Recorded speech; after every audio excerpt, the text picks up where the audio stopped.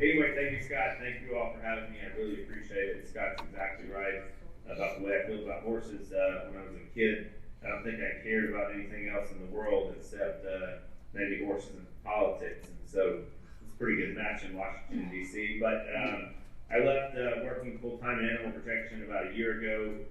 Currently have my own company in Washington, D.C., Capital South LLC. I still am working on some animal issues related to farm animal protection actually these days, or at least the current issue that I'm primarily working on. But Linda had been so kind to ask me to join today and to talk to you all about lobbying and the importance of how that work can affect change in Washington, D.C. You know, there are three things that I think that are probably the most important, at least from my view, when you're talking about Capitol Hill legislators, effectuating change, whether it's stopping a bill, passing a bill, advancing a regulation, trying to get the Bureau of Land Management to do something, and they are, of course, advocacy from the grassroots, which is probably the most important. Someone actually lobbying in Washington, D.C., being your boots on the ground, and then the communications and the press that goes along with it. So I was fortunate, now 10 or 11 years ago, to work on Capitol Hill for several years as a press secretary and communications director, but I also handled animal welfare, agriculture, NASA, several other legislative issues, and not that many people have done both. And I do believe that they're equally as important as each other. So it gave me a unique opportunity to be able to utilize those skills in the animal protection world for about 7 years. And I do think we've made a lot of progress. I've seen so many of you step up, and so grateful for all that you're doing for the wild horses and to stop horse slaughter.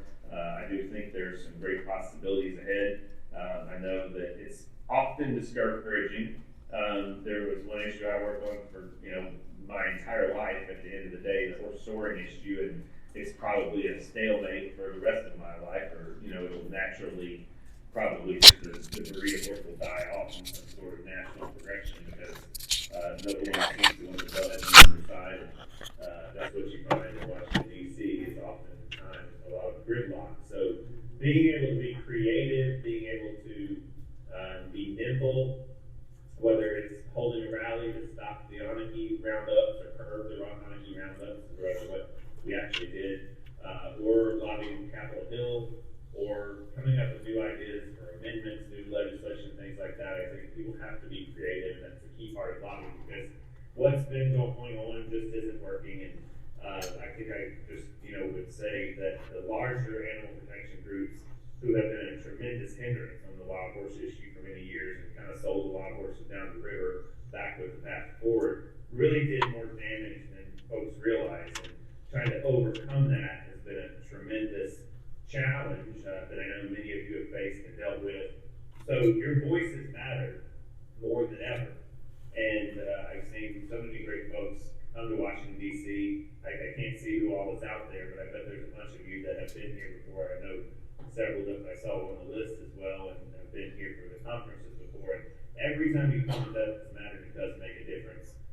There are a zillion issues out there, and I think there's somewhere between 250 and 300 million Americans, but there are 535 people that represent those 200 or 300 million Americans in Washington, D.C. And they're listening to every possible thing you can think of, from the growth of crops in America, to wild horses, to cattle prices, to horse slaughter, to cockfighting, and that's just agriculture and animal welfare, and a zillion other issues in that regard. But there's health care, there's dealing with just about whatever you can name it. You have to be able to keep your issue at the top of the pile. That's in the front of the line. That's the most important thing.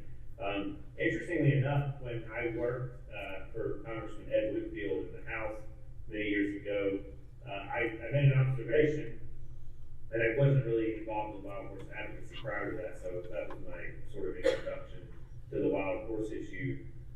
But if you took all of the issues combined, and I mean health care, I mean the financial system, funding the government, we never got as many calls as we did about wild horses. And he was from Kentucky, so there aren't really any wild horses in Kentucky. They're not so I think that says a lot for the advocacy and the issues that we're working on. I think, one of the challenges has been so many different types of messaging and a lack of congruency or alignment. That's not really anybody's fault. It's just there are a lot of people involved and a lot of people with different ideas. And Congress likes for at least there to be two sides, and there are like 17 sides when it comes to wild horses, I think it seems. So I do hope that over time, more and more people in the little pockets that have different ideas can bring them together. I've often thought that some complete overhaul legislation would really be something that could get some momentum in Congress and get things moving. That was comprehensive. There have been some great bills that have been introduced. I know there's a Wild Horse and Burro Protection Act to stop the helicopter roundups that Nina Titus is leading, and the Veterans for Mustangs Act that deals with PCP and the veterans that we have Lisa McClain leading. And there are probably some other ones out there too that I don't know about. But whatever you're doing, if you're focused on being here on Capitol Hill and you're focused on that issue, and I do think it's important to speak broadly about the work of wild horses, but to go in with a solution. We can all throw rocks and we can say, don't do this and that, but unless we have a solution that's feasible and viable, Congress isn't going to listen, because they're just not going to listen to stop this or stop that. They want to see how something can be changed and how you can explain to them that it can be changed. And I do think that we've seen people leading these bills that are stepping up, and it might just be one piece of the puzzle with each of these bills, but it's something, and you have to have something to build on. I know the wild horse community is probably divided over all of the legislation that's out there. Unfortunately, when the Humane Society of the United States and the SPCA co-opted the wild horse and burro advocacy voice with the path forward, that really was something that did more damage probably than anything in American history to the wild horse populations, because Congress truly believed, I think, that they had a compromise, or was being sold to them as a compromise, that everyone was involved with, and everyone was a part of, and they saw the Farm Bureau and the National Cattlemen's Beef Association, who were basically the worst moral enemy I could probably think of on the planet to the wild horses.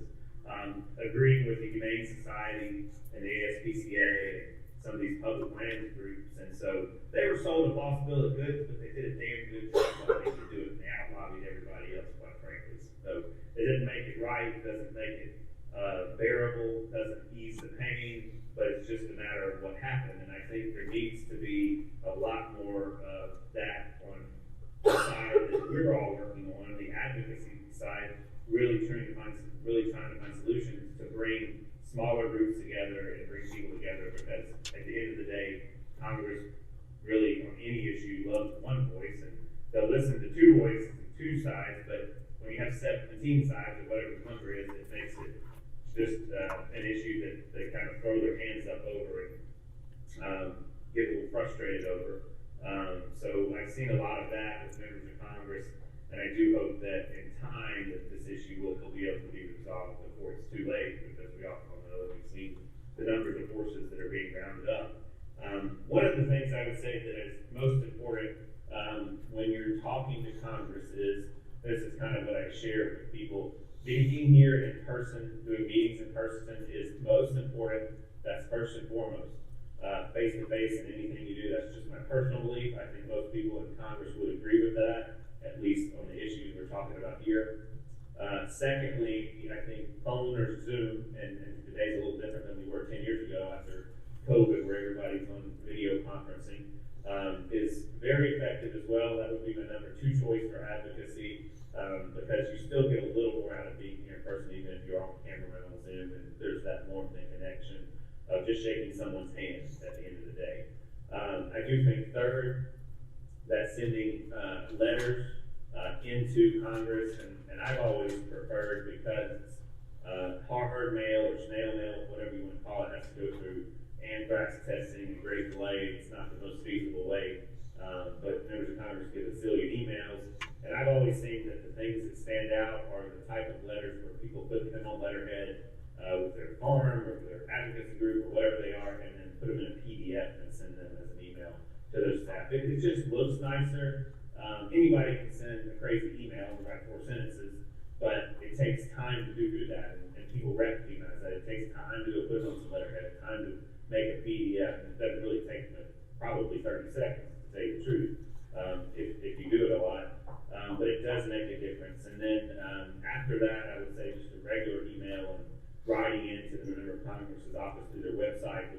next important thing. And least and last is social media. Social media is not near as effective as what people think it is, quite frankly.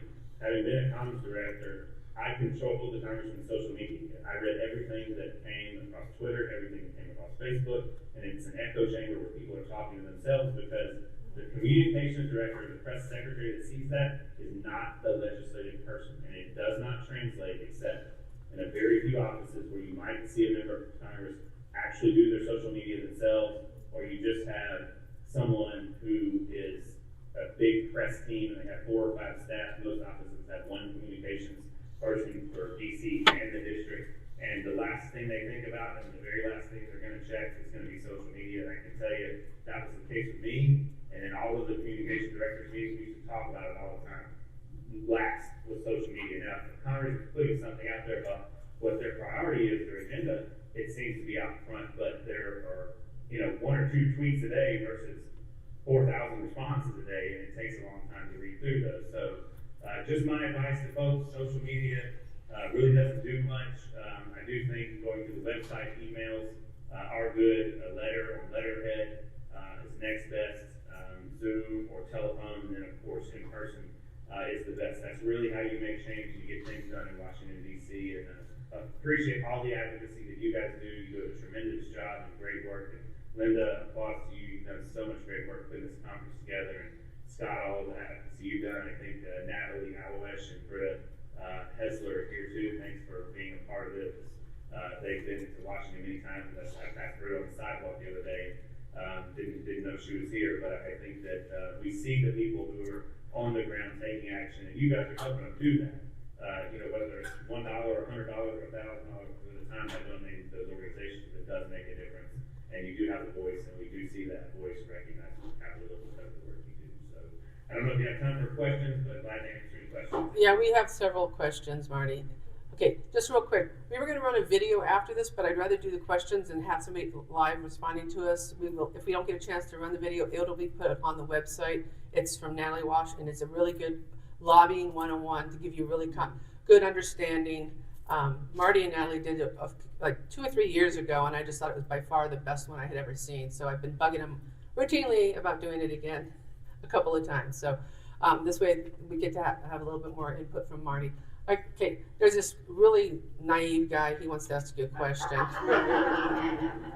So, Marty, we often hear advocates or even just members of the public say, my member of Congress hates wild horses, hates wolves, he's a cattle guy. It's a complete waste of time. So what do you say to someone like that who feels like they're just wasting their time because their member of Congress is totally against it? Well, I don't think it's a complete waste of time because I've seen people have that opinion about someone, and then I've seen someone actually step up and co-sponsor the Wild Horse Amendment we did whenever that was 4 or 5 years ago. It was $11 million. So every once in a while, someone does come through that you're surprised about. It's not often, it's rare, but that does happen. And I do think that at the very least, when these issues come up, you can say, we contacted our congressman, we tried, you can put them on the spot. I think many of you know I'm not afraid to bust some kneecaps and twist some arms in Washington, D.C., so if you have to shame a member of Congress, that's fine to do it when it comes to the right time. But you need to be able to say you contacted them and at least you tried, rather than you didn't try at all before you go after them, because that gives you credibility that you've gone through the process, you've done everything you can, and at the last resort, you're actually, going out there and speaking about what they're not responding about or what they're not doing right. I also think too, one of the important things is that they do log these calls, they log the letters, they log the emails, at least the ones that go through the website, those emails. I do think there are a lot of lazy staff in Washington, D.C. has the biggest bunch of lazy people I've ever seen in my life, and they just delete emails and don't read them or respond. So, but if you go through the website, there is a system, it's called iConstituent or IQ, two different platforms actually, and they'll log in there. Basically, it's a yes, a no, or maybe just some notes about an issue, so that if and when it does come up for a vote, a lot of them actually go to that program and look and see, whether their constituents have weighed in on it, how many of them have. I know we don't get a vote on a wild horse issue very often, but when it comes up, it's important to have that voice there. And it does make a huge difference. It really does. I've seen it firsthand. I've seen a member of Congress actually vote the way that the constituents wanted, just simply off of that one program. And because they didn't really know that much about the issue, didn't care that much about the issue, and they just said, well, this is what my constituents say, so I'm going to vote with the majority. There's another other question. Carrie? This is kind of a comment and a question. I'm Carrie Ferguson from the Cloud Foundation, Marty. Hang on for a second. Come on up here. No, I didn't have to do that. Okay. Hi, Marty. My name's Carrie Ferguson. I'm with the Cloud Foundation. We have some great leadership in Colorado that frequently throws their hat in with the wild horses. Our Governor Jared Polis has advised us numerous times about the logging of things. He said when he was, in a lower position, that they would delete emails more often than save them and log them. But legally, they had to log the phone calls. Is that what your experience is as far as letters can disappear, emails? I mean, I can see them deleting a phone call too. I don't know if legally they have to log the phone calls. If he said so, he's probably right. But they do log most all of the phone calls. And unfortunately, it is what it is. That there are staffers that no one ever knows they got that email, and it's easy to hit delete. I kid you not, I had a chief of staff one time I worked for that he said you don't ever have to answer anyone's email until the third time they send you one. And he was someone who worked in the Senate, where the Senate's less responsive than the House, as we all know, and there are fewer people there. And it was quite disgusting to me because I was 33 years old and moved to Washington D.C. and trying to change things, and a bunch of 23-year-olds were telling me not to even answer the email till the third time. That is a common policy in a lot of offices where the member of Congress or the staffer has been here for 15 or 20 years, because I think they're just burnt out or worn out or whatever the case may be. So just keep it on, call them as many times as you can. The best thing to do is all of them. Yes. Everything that I named. Yeah. But you're right, and I do think most, if I'm not almost all of the calls do get logged in. Thank you. Sorry. Thanks. Any other questions for Marty? Simi, come on up. It's easier for this. Oh, sorry. Hey there. Just along the same lines of the most effective ways to communicate, there are a lot of digital fast action emails, sign this petition, and they're very easy to do. Are they of value, or is this another that goes into the disregard pile? And in fact, we should all just be taking that extra 30 seconds and sending an email, copy and paste the language, but do it yourself as opposed to a fast action email sign on. I would say it depends on the platform. Quite frankly, this is not specific to animal advocacy. This is specific more to the nonprofit world. The petitions are a racket, and it's a name gathering program, so they can get you on a list, so they can start emailing you and start fundraising on you. I know 10 companies here in Washington D.C. that every time you sign them is going to sell your name for $1.46, and they're going to sell it to someone who's going to turn it around. That's why if you see emails and you're like, why did I get on this list? That's what happened. You signed up for one petition similar to the issue, and someone who ever led that petition, probably a company, here 2 petitions are the worst about it, quite frankly. That is just almost solely a name gathering thing. Now, they do deliver the name, they do deliver the messages into Congress, but when you take that action and you go through that action alert and you send that same message in, it's almost like that file is logged in the computer system I was talking about. It's like one message that just came 100,000 times or how many times. It does not mean the same as an individual message where you at least personalize it. If you just change one sentence, something to make it unique in your own. So a lot of animal groups and other advocacy groups won't like that I said that, but I don't really care what most of them think. I care about what's doing right for the horses and what's doing right by you all who take the time to spend your money to go do this. Don't want to see people continue to trick people into some of the things that they're doing. So Thank you. We want it. Probably a little much. No, that's great. Thank you. We want to make our actions count. Thanks. Okay, anybody else? Okay. All right, so way in the back.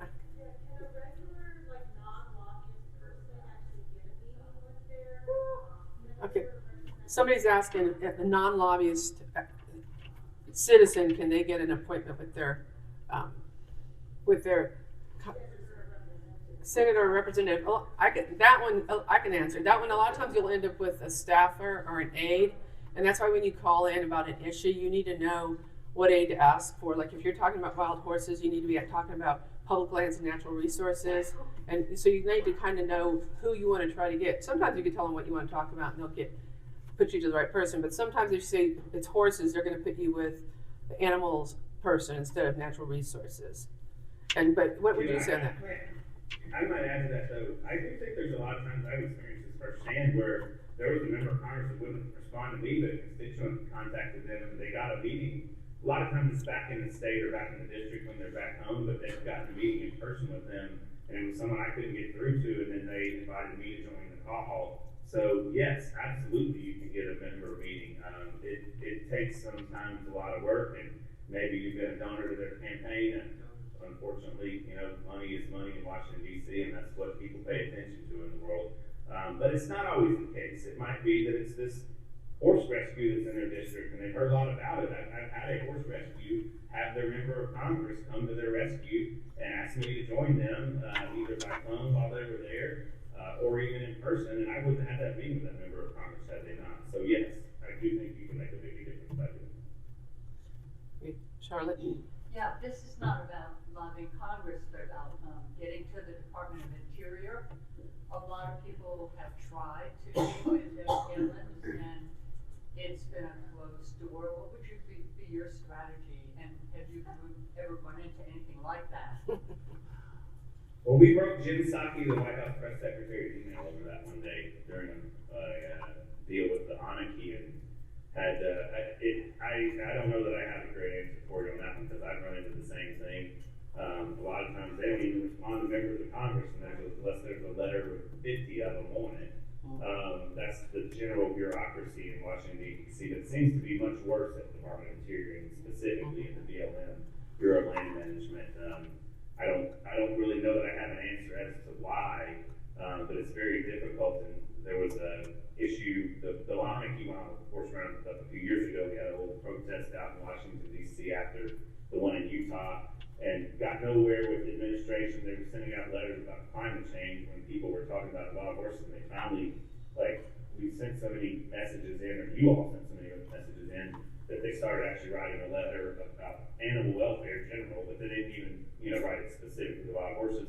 So we had Priscilla Presley, Katherine Heigl, Ellen Pompeo, Monty Roberts, a couple other celebrities shared the White House press secretary. Knew we weren't going to get the legislative staff, but the press secretary doesn't pay attention when you have that many emails going into their inbox about an issue. And I do know that the press was that day unable to get the White House press secretary because we filled up her inbox and they were pronounced back in Vice actually wrote a story about it.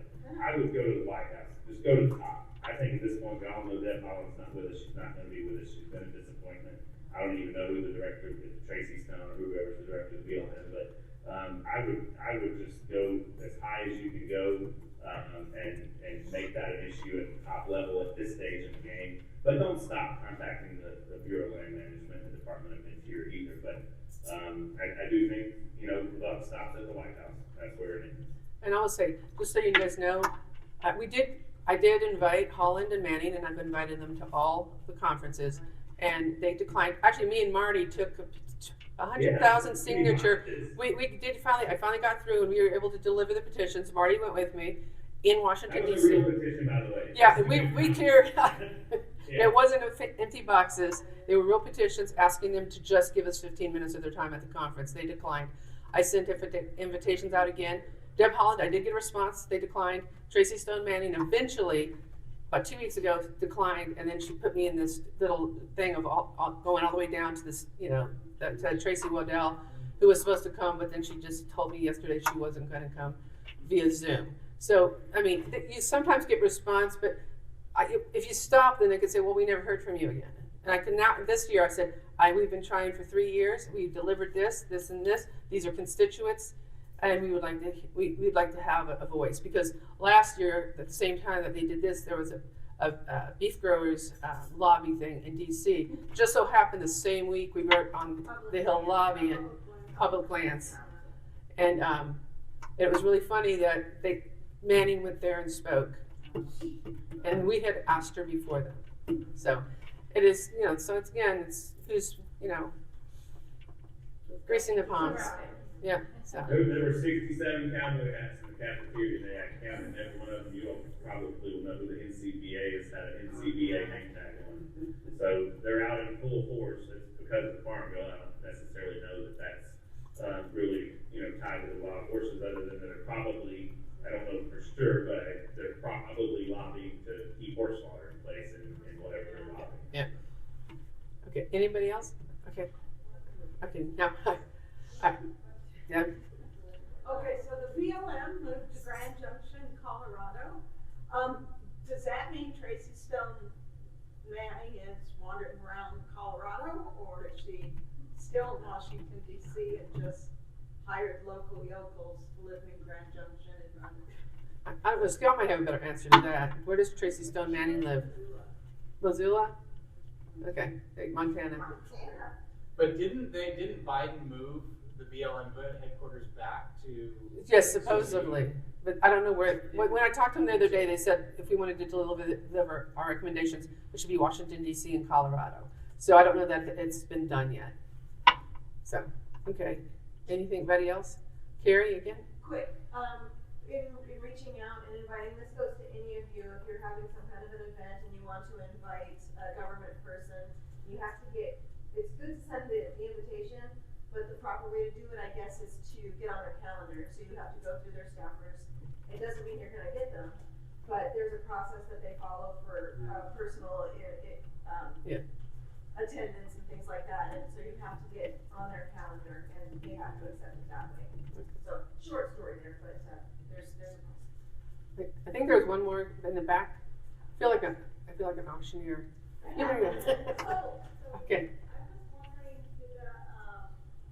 you call, do they ever pay attention to where you're really calling from?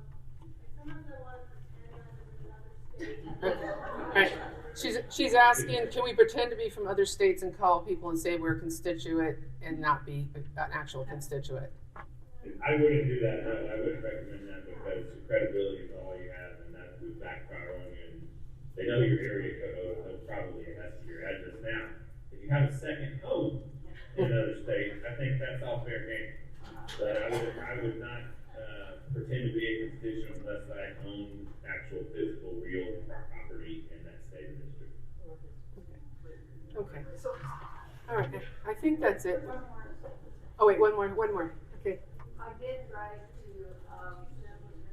the Vice President of the United States, and my reply letter was, this has been referred to the Department of Interior. That was my answer.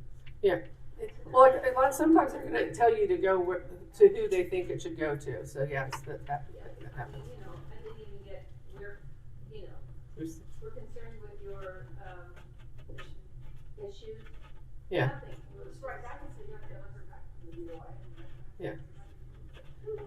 Yeah. So she was saying that she wrote to the Vice President, and then they referred her to the Department of Interior, and they didn't. That's all they did. They were not very. I tried that again and said the Department of Interior won't do anything. That's why we came to you. There you go. Yeah. Okay. And just so everybody knows, I'm going to try to do a big joint lobby event, end of March or April of next year. Once hopefully we have whoever's new in office and stuff like that, and hopefully get in and start making some relationships with this. We have a lot of different states here, and if you go in and you're going in as a constituent, it does matter. I always think it matters a lot to them, and a lot of times they'll give you more time and stuff like that. And to bring somebody more experienced is a good thing, like Marty. Yeah, no, it actually, too, I didn't think about this earlier, but one of the most important things you do is during Congress is never here during August. The House, the Senate, I mean, they might be here August 1st or something, but for most of the month of August, they're not here. They're typically back in their districts or back in their state. That is the time to ask for a meeting with your member of Congress back in the district or state during the month of August, and you will get a better response than any other time of the year. Thank you very much. Okay, I think that's it. Thank you so much for your time, Marty.